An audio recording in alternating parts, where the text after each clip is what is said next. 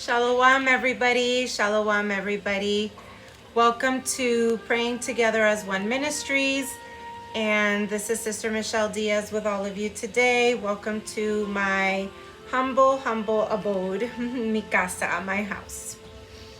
As you all know, we did a part 4 series to spiritual warfare on our live. And during these classes, we exposed a lot of demonic entities and how they operate, what spiritual warfare is, what does it entail, and we expose the certain demonic entities that bring certain diseases, how they can inflict people, persons, places, and things. And we went deep in regards to what scripture told us about it, what kind of diseases did it entail, what kind of issues did it forego for us as Israel, right, as Yasharallah. So today I decided to do a live. Welcome, everyone. And in this live, I just want to share my personal testimony as to what I've seen, what I've encountered, what I've had to deal with, what kind of spirits have been manifested to me that might not be mentioned in the Testament of Solomon, which is the book that we used for the majority of the exposing of these demonic entities. And of course, I will be sharing with all of you on my encounter what I have seen, how I've rebuked it, what the Most High has given me the authority to bind and rebuke. I'll give you a personal testimony on how long I've been doing this. But from everything that everybody will be hearing so far, you're going to notice that most of your spiritual warfare is going to start with you and in your household. In order for you to be able to minister outside of your own home, in order for you to be able to heal another, you first must be able to remove whatever is in your eye. Meaning, first you have to cleanse house. First you have to have your house in order. And first you have to be able to minister to your own children, your own family, and yourself to be able to minister to somebody else and bring healing onto somebody else. That is something that in time I was able to understand. So again, welcome to Praying Together as One Ministries. This is my house. Welcome to mi casa. I pray that everybody is having a great day today, and I am just going to start from the beginning. In my testimonial, when I spoke about who I was and, where I was born, I let everybody know that I was born in Paterson, New Jersey in the year 1980. Amen. And I'm just a simple girl from a Colombian mother and a Puerto Rican father. Now, I spoke about my testimony to domestic violence, of course, but today I'm going to give you a more detailed testimony to what spiritual warfare was for my life. What did it encounter? What did I experience? What did I see? What were my understandings? And what are some things that bring forth a lot of demonic entities, activity? What are some portals they use? What are some things they feed off of? According to my personal experience, I'll share it with all of you. And if you are on here and you're jumping on in, go ahead and share your testimonies. And at the end or in between, I would love to read some of the comments, some of your personal testimonies, and what some of your experiences are, because I love to hear what others have encountered. And it's not through hearing it and hearing that another person has gone through something similar or exactly the same thing. You can combine and kind of join one and one and realize, man, that sister or that brother has gone through that, or they've seen that as well. It wasn't just me who's seen that. Amen. So at a very young age, I was already exposed to what they call Santeria. Santeria is when you have somebody in the family who worships and idolizes saints. Saint Lazarus, Virgin Mary, etc., etc., etc. Whatever fits your story, right? For me, it was all that Catholicism garbage and all that stuff. So I grew up in a household where I would always see my mother having these saints, my aunts, my uncles, and everybody would carry around a rosary and these little idol cards and whatnot. So, I always got creeped out by a Catholic church. I don't know how many of you get creeped out by a Catholic church, but the Catholic church to me gave me the heebie-jeebies. Like, it was bad. I hated the Catholic church because my family raised me Catholic. So here I am in this little Catholic dress, and I believe my first supernatural encounter was in this really old Catholic church. It was so creepy from the outside. It was even creepier going inside. And I remember I was going to Sunday school, and there was this old room where I think I was about 7 or 8 years old. I might have been probably only 7. I had just turned 7, as a matter of fact. And I'm passing this room, and I remember the nuns or the ladies who used to give us Sunday school telling us that there was nothing to be worried about, that Jesus was there, the Virgin Mary was there, that all God's saints were there. But what I saw that day was no saint, no sir, no way. I'm passing by this room, and I can see a figure that looked exactly like a gargoyle of some sort, and it was stubby, and it was just like almost like monkey noises. And I saw a shadow, and upon looking at that shadow, I look over, and it just hauled its mouth down its mouth tripled in size. It went from here to all the way down here. And Shalom, Brother Kawa. And this entity, because I knew even at that age, I knew what I was seeing. I know I wasn't going crazy. And some children will sit there and go, "Oh, mommy, mommy, mommy, I see this." I couldn't tell my parents anything, because I'll get to that in a minute. But my father was Christian. My mother was Catholic.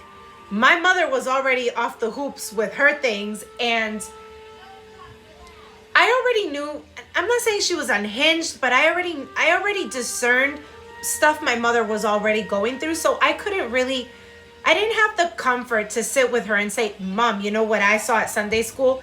Catholic churches are the biggest portals for sorcerers, Illuminati, satanic worship, and I've been seeing that since I was a mere 7 years old. But who do you talk to when your family is not in the truth, when they don't really serve the Most High Power? They don't serve the real Jesus, Yeshua HaMashiach. So I'm sitting there, and I'm walking as fast as I can, speeding along into that room. And I'm like, I didn't just see that. I didn't just see that. I didn't just see that. I didn't just see that. So that was my first encounter, my very first one at the age of 7.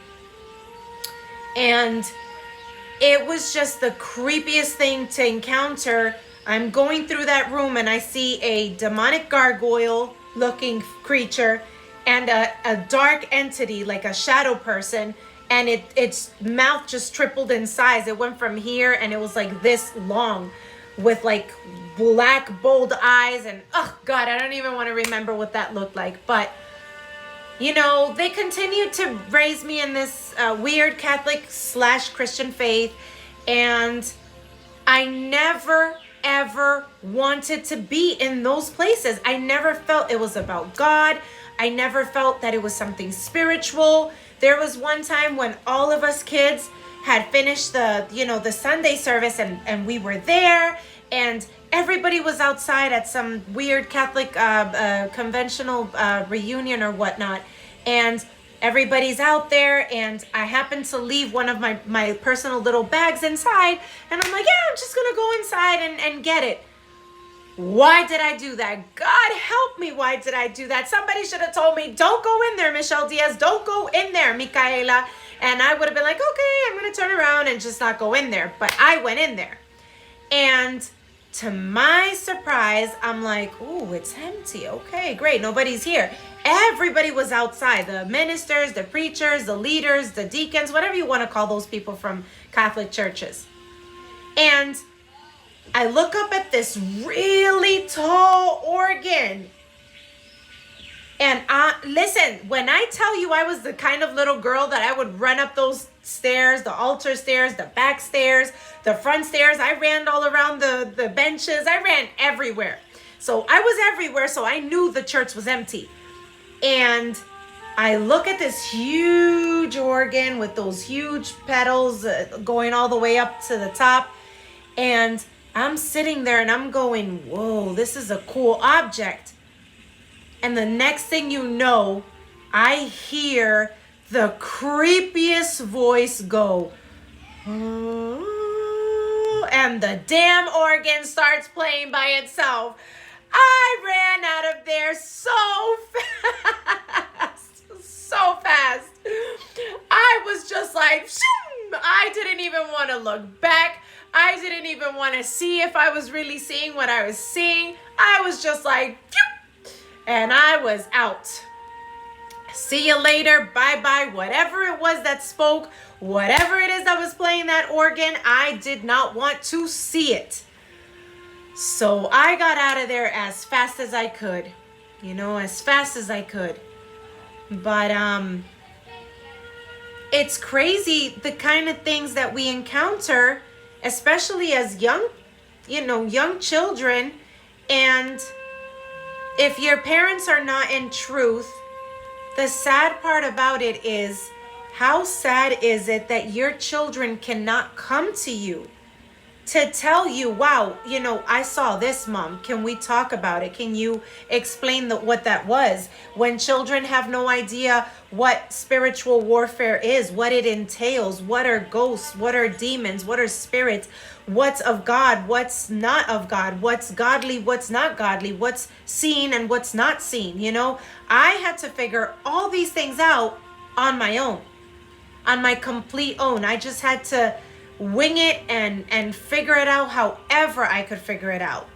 So as time goes on, I didn't understand what it was for a spirit to take a person and see something so demonic in a person, because I just shared with you, as a child, I got to see it in places, something manifesting in places, but now I'm going to share with you what it was to see it in people. And I'm this young girl, still the age of about 7 or 8, and I had never ever viewed my father different, besides the many times I would see him getting violent or angry. But the saddest part for me was the day that I encountered that my father had violently struck my parakeet birds. Now, you heard me right. He had killed my parakeet birds. He struck them. Like, he literally, and he just snapped their necks until they were there, like, lifeless. So, I'm sitting there and I'm looking at my pops and I'm like, wow, like, what is going on? But in that moment, I'm sitting there hurled up and I'm scared, I'm terrified, and I'm just like, oh my God, what's going on with my dad? In that moment that I saw my father battling this heavy, heavy, heavy demonic entity, I could see a figure behind him that almost looked human, but not quite. And it had these formed wings, but they were dark, leathery, almost like bat-like, very droopy. And it had it looked like an axe on its hand, and it had these weird writings over its chest and over its head, and just all over it. It's just like flowing letters. They were very satanic, and an angel whispered, "It's death. That is the spirit of death." And I was so creeped out. At that moment, I'm just thinking, oh my God, there's a spirit of death standing over my pops. And that was before he struck the birds. Okay, that was before he actually went and like just snapped my birds' necks. So I'm standing there and I'm seeing this entity behind him, and it looks over at me and it opens its jaws, and it says, it screeches like a whale, like an empty whale. And it screeches and wails at me, and I'm just like in a corner, terrified, holding my little dolly. And that's when he starts striking my mother and hitting her and saying that the birds were being loud. And I'm seeing this entity drag itself behind my father with its bat-like, very demonic drooped wings. And I could hear it whisper, "Do it, do it, just do it. I command you to do it." I didn't understand what was happening at that moment, because you're young, you're this child, you're scared, you don't know what's happening. So I'm looking at this winged demonic entity, and I didn't know how to do anything but pray, so I prayed. But this thing kept chanting, "Do it, do it," in a very wailing, screechy type of voice. And the next thing you know, my father killed my birds and continued to beat on my mother. So I understood at the age about 7 or 8 that there are dark forces that command you when you are not solidly grounded, praying to the true Yeshaya, praying to the true God of Israel. My father would call himself Christian, but he wasn't really seeking out deliverance from this demonic entity that was causing him to be violent and deceived. You understand, everybody? It was hard seeing a man who would say that he was godly, that he was Christian, that he was serving God, but I was seeing him, I was witnessing him do the most atrocious things in the spirit, because I witnessed that demonic entity behind him. So, moving on, that was what I was experiencing as I witnessed my father kill my pet birds. With my mother, there was a more deeper experience, because it was more like I was seeing the demonic entity or the demonic spirit that would drive her to hit me and my brother so badly. Which one should I start with? Let's start with the very first one I saw overtaking her life, which was Bashan. That was my first encounter with the demon Bashan. Bashan is the demon that takes over, emancipating men, bringing laziness to them as well, alcoholism, and just utter destruction. Bashan. So this demon manifested itself to me one day in the kitchen of our house. My mom was actually sitting there going, "Oh, I really want to have some beers." And I remember going up to her and saying, "Mom, why do you drink?" And she goes, "Shut up, go away. Don't ask such silly questions." So I didn't get my answer from my mother. Well, when I turned around and I looked again, this demonic entity that had bags and bags of liquor hanging from his sides stood there and looked at me, and he said, "What have you with me?" And I said, "What have I with you, what?" And he said, "Why are you trying to pull her to the light? She's mine. She's mine."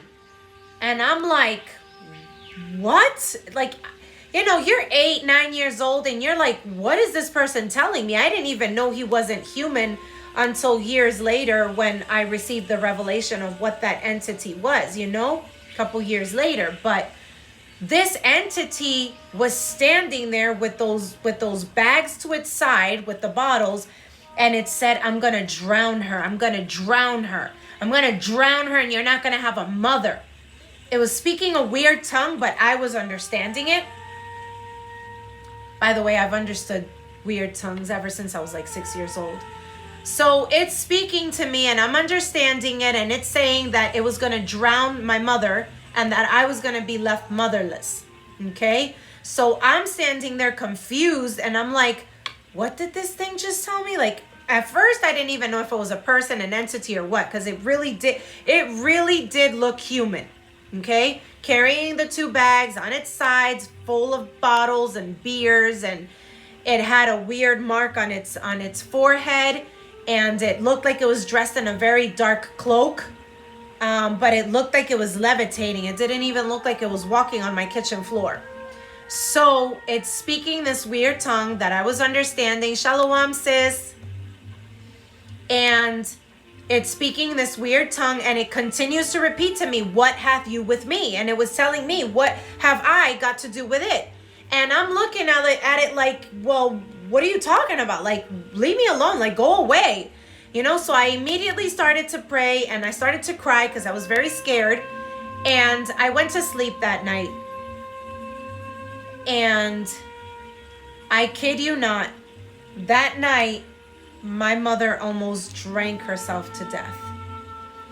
My mother almost drank herself to death. I remember it was me, my uncle, weird men that my mother would always have out in the night over her weird parties, and my little brother. I made sure he didn't come out of the room, but there we were, and she was just toppled over. She was so wasted in that liquor. She fell unconscious, and it snapped. In that very moment, it snapped. I understood what that demonic entity was telling me when it said, "I'm going to drown her. I'm going to drown her." He was literally chasing her life through liquor. And in my mind, I'm like, wow, what is this stuff? Like, what is this that I'm seeing? You know, I wanted to understand if it was just me who was seeing these things or what was going on. I'm just like, whoa. Like, it made so much sense in my mind that demonic thing or that figure, whatever that thing was, what it was telling me was that it was going to drown my mother in liquor, and if it could, it would take her life. Not just for that particular incident, but in general, because my mother dealt with alcoholism and the demon Basha'an for over 15 years. So I went to my room, I started to pray, and it was just a constant battle. That's something I had to live for many, many years, seeing my mother overtaken by the demon Basha'an. So now I'm going to share with you guys what happens when we fall into temptation, dwindling in areas we should not dwindle in. There were some friends at school one time, and they were like, "Oh, you should do this really cool ritual." And I'm like, "What ritual?" So curiosity kicked in, and they started talking about how if you do these reverse chant letters and you write them with red lipstick on your mirror, you will open a portal and whatnot and whatnot and whatnot. So being that you're like 9 years old and you're curious, or 10 years old, and you're like, yeah, I want to do that, I want to try that, etc., etc., etc., you know, I thought to myself, what the heck, you know, I have an alcoholic mother, I have a father who's not around, let me just try this crap. So anyway, I came home that night and I'm thinking to myself, yeah, cool. Let's try that. Let's dwindle in an area we shouldn't dwindle in, but I'm just going to do it because heck, who's going to say anything? Nobody's going to say anything. I'm just going to be curious about it and go ahead and do that. So I took red lipstick from my mother's room and I went and I wrote into my mirror, my dresser in my room. And I wrote what the girls from class had told me to. And I went to sleep. I didn't even worry about trying to go and erase it. I just went to sleep after I wrote that on the mirror. So that night, 2 people or 2 entities visited me. This is to show you proof that our highest guardian angel is always with you, no matter how many times you mess up, you get tempted, and you go do things and dwindle where you shouldn't even dwindle. I was dwindling in the curiosity of what my friends from school said. Oh yeah, go write, etc., in your mirror and red lipstick and blah, blah, blah. Idiot me, I know.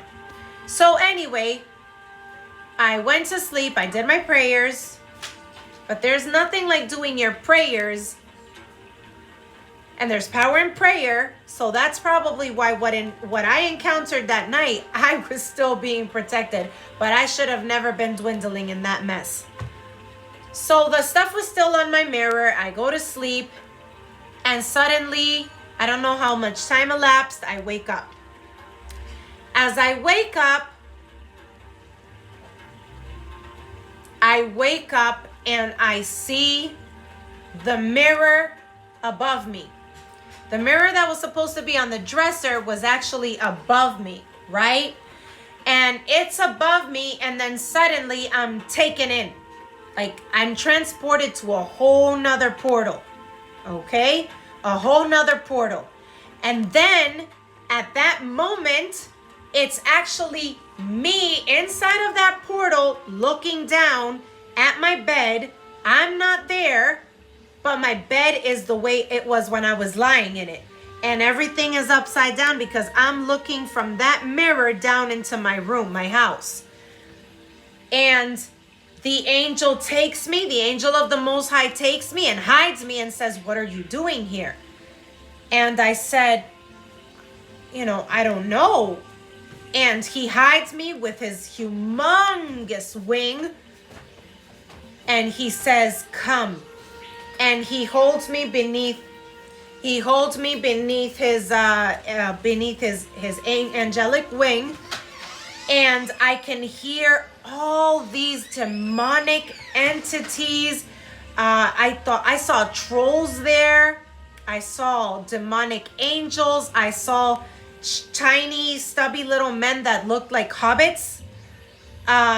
All demonic entities. They just all had different forms. I saw things that looked like elves.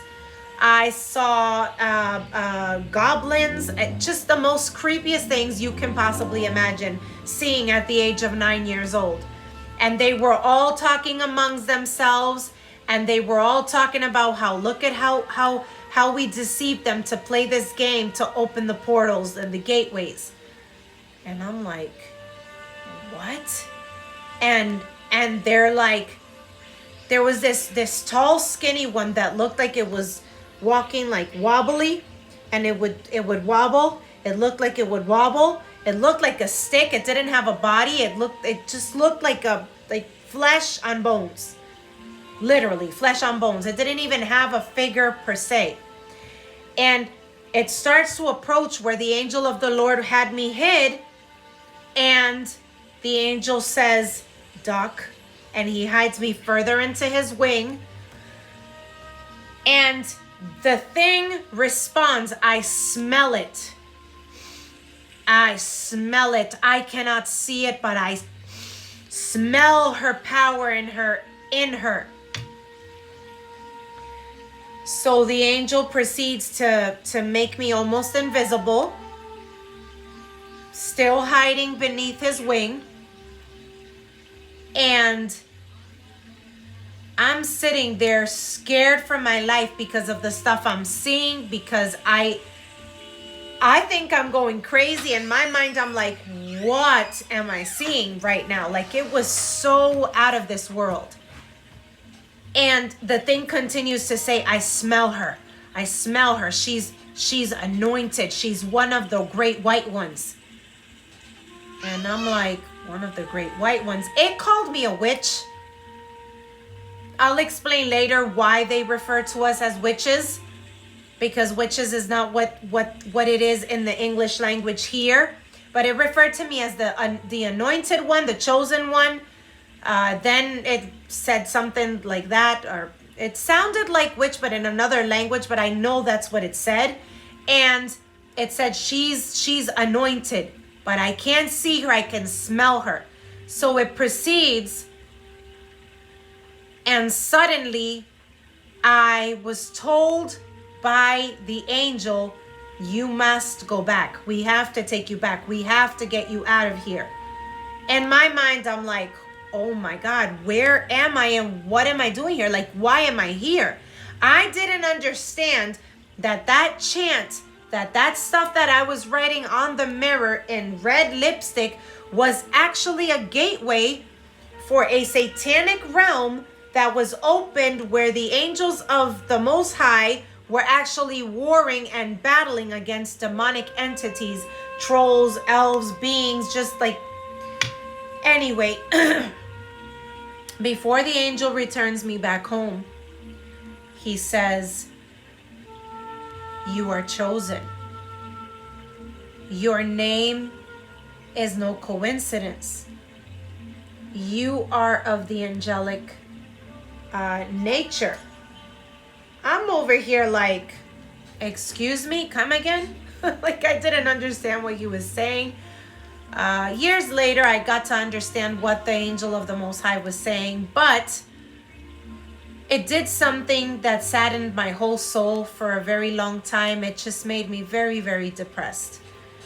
Not depressed, so to speak, but it saddened my soul, because the angel whispered unto me and said, because of your high ranking status, because you are chosen, because your lineage is of the angelic realm and you are born to your earthly duty, it said to me, Micaela, your life will be filled with trouble, with sadness, persecution, and you will endure times where you think that you have to give up your life.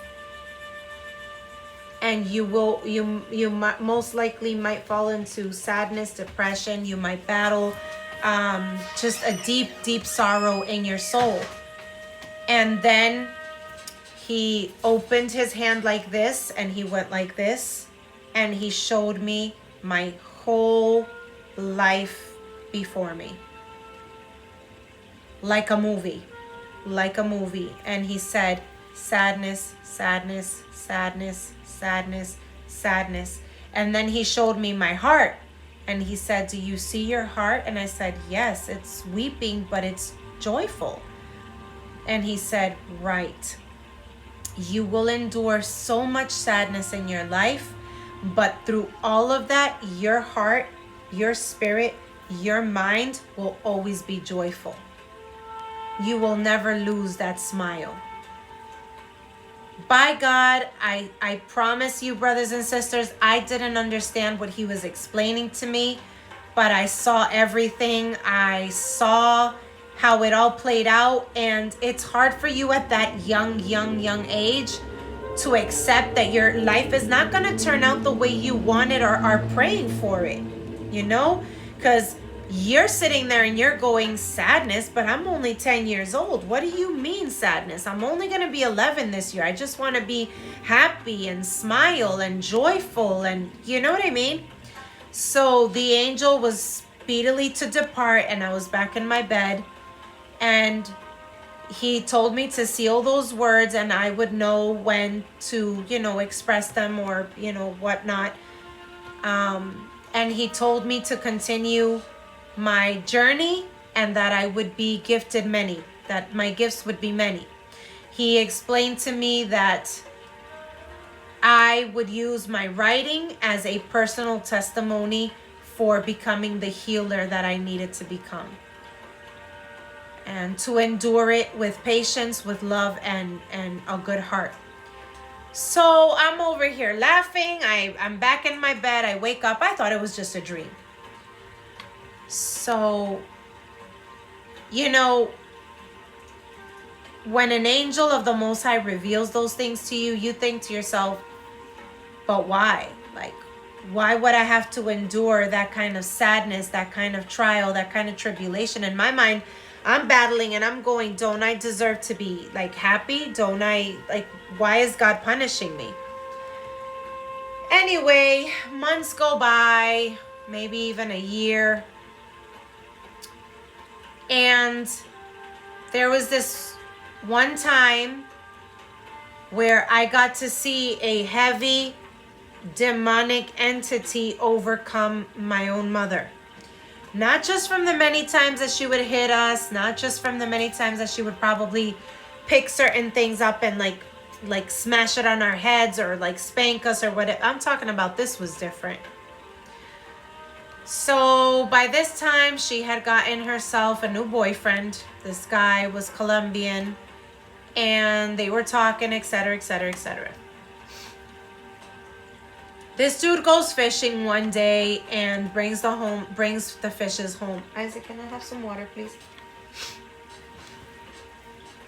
He brings the fishes home, and my mom calls me over and she says, you need to come peel these fishes with me because we have to get them ready because we're going to cook them this week. And I'm this young teenage preteen girl, I think I was 10 years old. And I'm over here like, I don't want to go peel no freaking fish. Like, that's disgusting. I just don't want to do that. So she yanks my shoulder violently and she says, you got to come peel the fish. So get your behind over here. And she drags me into the bathroom. Listen, brothers and sisters, when I tell you that my mother's eyes turned black, they turned black. Like pitch black. And I'm looking at her at that moment and she has this huge serrated type of knife. And she's yelling at me for me to get down and you know, and scrape those fish scales and help her clean and peel those fishes. And I'm getting down, but mind you, I was observing and I saw that my mother's eyes turned like a pale. Her face turned pale and her eyes just darkened to the deepest, darkest black you can imagine. And she suddenly looks at me weird as I see this weird shadow overlap on her and kind of hide behind her.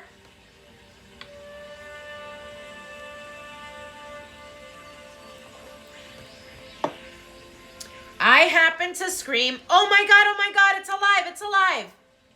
And I start screaming in a whole panic frenzy when whatever it was that was there with my mother took the serrated knife, and I had a tank top on. It took the serrated knife and she beat me with the back of that knife until I bled.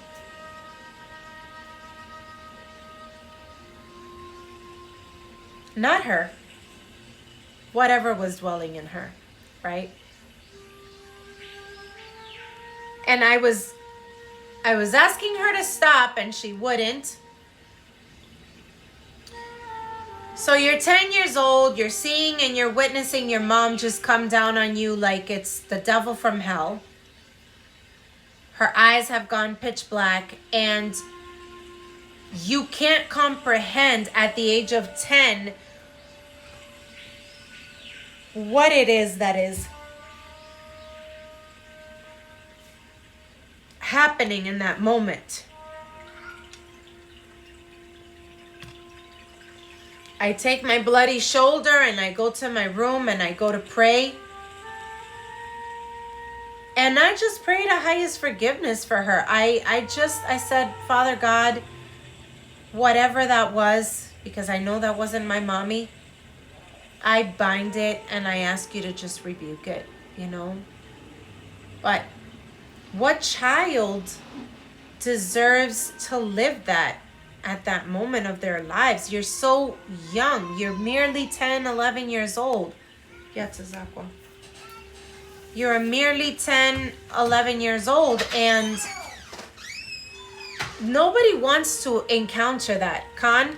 Nobody wants to have to think that, you know, you're seeing this demonic entity, and, you know, to the extent that it takes the people you love the most. Shalom, sis. The people that you love your most. And for me, it was my mother at that moment, just completely satanic. But anyway, the battlefields and the war fields never ended for me from the age of 11 on up. You all know that I was sold into prostitution at the age of 13. So eventually the other situation was that I got to encounter the demonic entities behind sorcery and the real witchcraft, which we spoke about in one of our lessons, part 3, which was everything to do with idol worship and santeria and sacrificing, like spilling blood for idols and demonic entities. So with my sister, who was a sorcerer, a high-ranking dark witch, who dwindled in all of that dark stuff, I got to see things in the most extensive area of what you call spiritual warfare. Like, it was bad. When I was about the age of, I believe I was about the age of 16, I had a dream. And in the dream at the age of 16, I remember the presence of Yeshaya had actually sat with me. And it sat with me. It sat, the presence sat with me. I'm sorry. There's warfare going on in my house right now. I already knew that this would happen. I was kind of prepared for it, but it's like, wow. But anyway, this presence sat with me. It certainly felt like Yeshaya. And it spoke to me and it said, fear not the things that you will encounter and that you will see. Fear not what I am about to show you, but be better prepared in my love that it is with a purpose. So I didn't understand what he was telling me at that moment, but he left and the angel came and put me into a deep sleep, and it was the next day. Well, the next day is when I was really able to start observing what kind of stuff my sister was really into. It was really dark.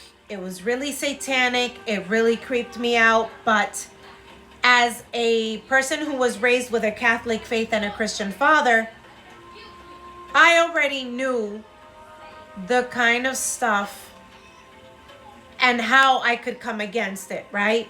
So anyway, there was one specific moment. Can you guys give me 1 second? I'm so sorry. I'll be right back.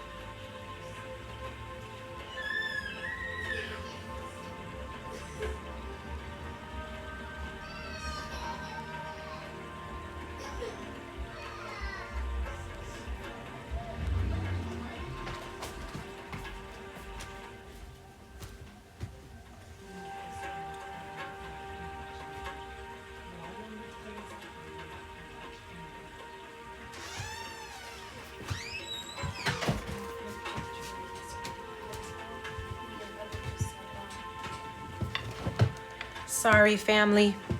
Please forgive me. As I'm talking about spiritual warfare, Satan is really trying here in the house. He wants to continually knock down this video. He wants to remove the peace of my children in this house, and I bind that in Yeshua's name. But anyway, like I was saying, so after my visit with this angelic person, which I personally believe it was Yeshua, I couldn't see its face. It was just a bright, beautiful light, and it ascended like an angel, and it was just beautiful. The most gorgeous crystalline white light you could ever see. After that visit, I started to observe the true entities my sister had pacted with. And there was one particular incident where I walked into the place where she did all her crazy stuff, and I could see that the windows were cracked open a little bit. Not the windows, the curtains they use in those weird rooms or whatever they're called. And I saw with mine own eyes how she took a dagger and cut her hand, okay? And she spilled the blood over this coconut that had a whole bunch of names in them. And they had a skull on one side of that weird table. And I don't know what she was doing, but I could see a dark demonic entity on the other side of that room, and it was holding a black ball. And as she was cutting her, spilling her blood of her hand with that dagger, that entity holding that black ball, I could see white energy being absorbed into that black ball. It wasn't until many years later that I understood by revelation that what my sister did that day in that room by cutting her blood was that she was offering up souls in her family to Satan for her glory, for her fame, for her financial gain, and for power over our family. Almost like a vex, almost like taking full control and saying, Satan, here they are. And she was just saying, here's my pact of their souls, but here. And so what that demon was doing, it was collecting our aura, our energy field. And I believe with many years of finally receiving the revelation, I believe the people she vexed are men in her life, my father, my mother, me, my brother, and a couple of other people. And lo and behold, my life spiraled out of control up until about, I was probably 18 years old when I felt my first demonic attack straight on my life.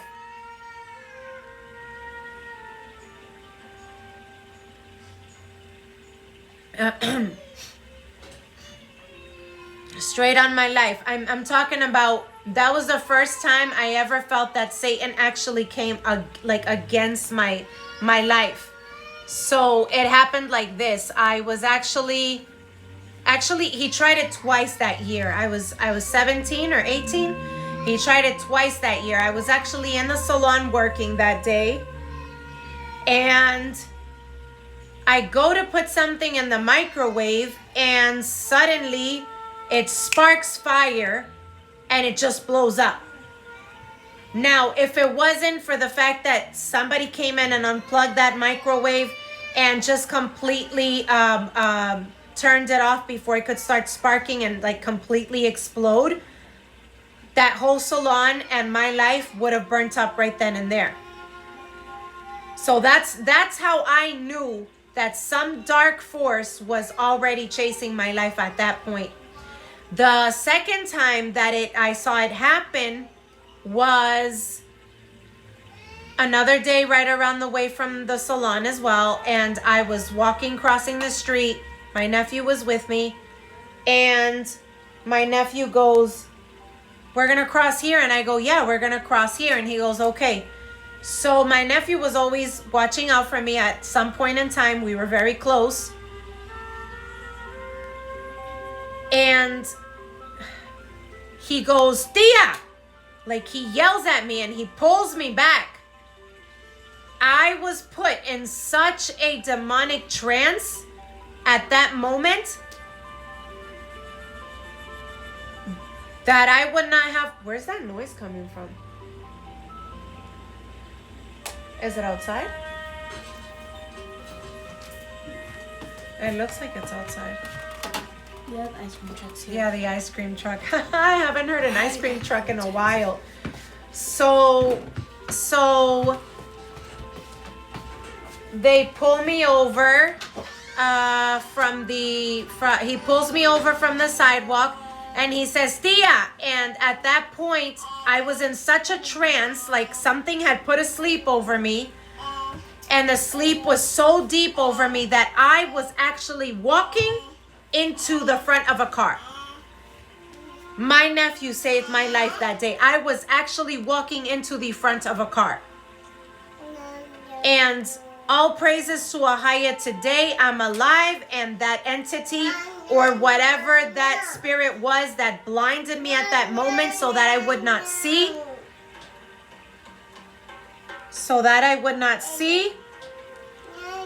was actually provoking death so that I could die at that mere moment when I was blinded and I was just completely walking into that car. If it would not been from my nephew pulling me and saying, "Tia," I would have died. Well, warfare never came easy. From the age of 7 or 8, seeing demonic entities and seeing things,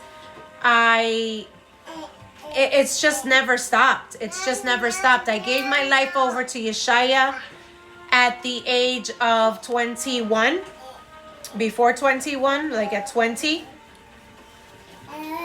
And I started serving Christ. And fortunately for me,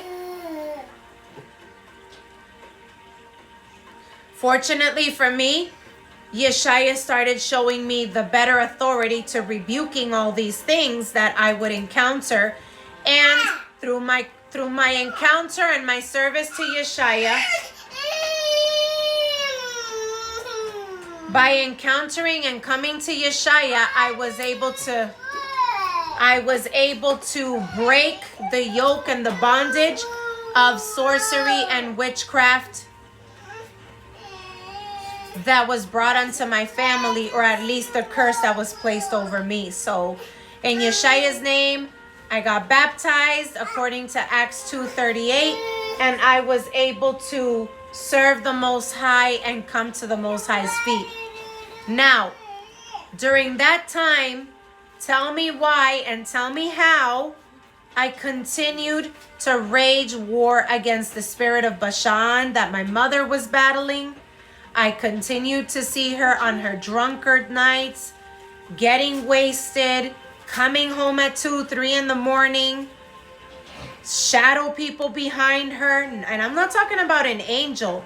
I'm talking about I would see the demonic entities that were cast on her by our own family member. Okay? So it was really, really satanic to see stuff like that. Like in my mind, I'm like, why do I have to see that? Like, that's just so wild, so creepy, so crazy. So anyway, I believe a few years went by, and there was a time we were driving.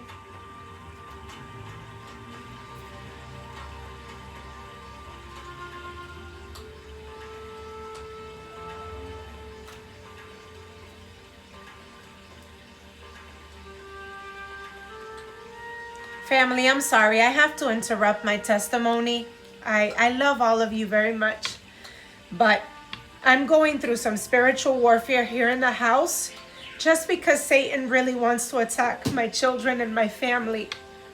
He does not want me to give you guys this testimony, and it breaks my heart to see Satan using my own family. So I love you all. I'm sorry that I have to cut the class short, but binding and rebuking demons in my own family is what I have to do first. I love you all, and I hope that one day I will be able to share the rest of this testimony. I love you guys. Shalom.